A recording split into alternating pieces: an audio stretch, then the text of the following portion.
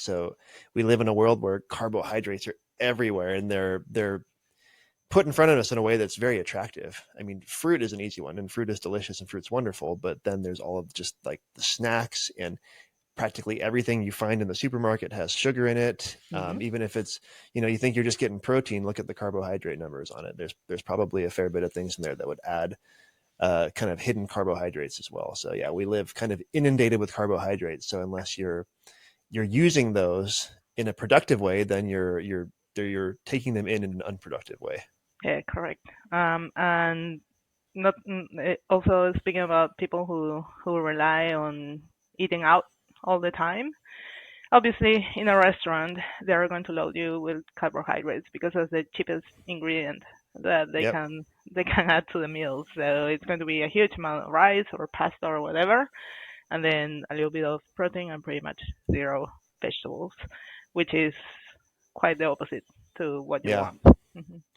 And I had read that certain types of carbohydrates actually stimulate you to be more hungry. So that's why a lot of restaurants will put like bread out on the table before you even order your food, because it actually makes you hungrier when you start getting those Yeah. carbohydrates. So this is what is called the glycemic index of foods, Hmm. which means how quickly a carbohydrate containing food will rise your blood sugar and then it drops quickly. So that drop is what makes you hungry.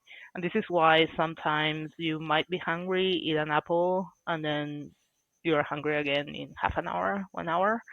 Yeah. However, if you add an apple with some peanut butter or something, uh, the sugar will be slowly released into your bloodstream and will keep you fuller for a little longer. So if you're eating Okay. a huge bowl of white rice with nothing, then you'll get that effect of making you hungry in a little while. Yeah. Whereas if you eat a mixed meal with protein and fat and fiber, etc., that effect will be blunted. Yeah. And I think it's even more prominent in ultra processed foods. Like you eat Hmm. a big bag of chips or something, you might have just put down 600 calories of junk, and you feel terrible, but you're still hungry and you still want more food.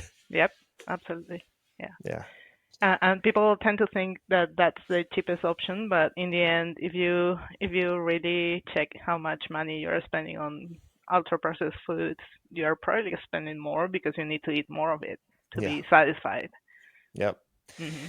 And that's more calories, and that's you're just contributing to an unhealthy lifestyle. Yeah, and there's nothing wrong with consuming those foods on an occasional basis, but Hmm. what most people think I eat them once in a while is actually like 3 times a week or more, and Yeah. that's the problem. It's not consuming them once in a while. It's when it becomes part of your regular routine.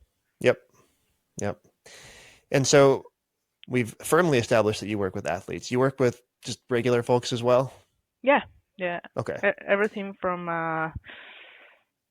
everything really, like older adults as well who Hmm. are in aged care facilities and things like that, to everyday people like you and Yeah. me. Hmm. So for everyday people like you and me, is there sort of like a general reason that people would come to you, like weight loss or managing some sort of chronic condition like diabetes or something? Weight loss is a very common presentation, Okay. um, and new diagnosis of either pre-diabetes, insulin resistance, that type of thing is Okay. very common as well. Yeah. Hmm.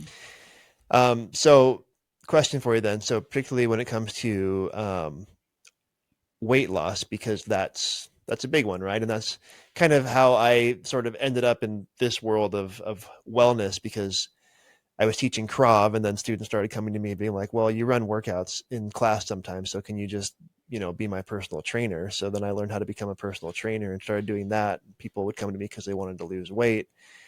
And then I went down that rabbit hole, and I'm like, oh, it's not just about fitness. It's hugely about nutrition and lifestyle. And so then I just kind of like segued into wellness.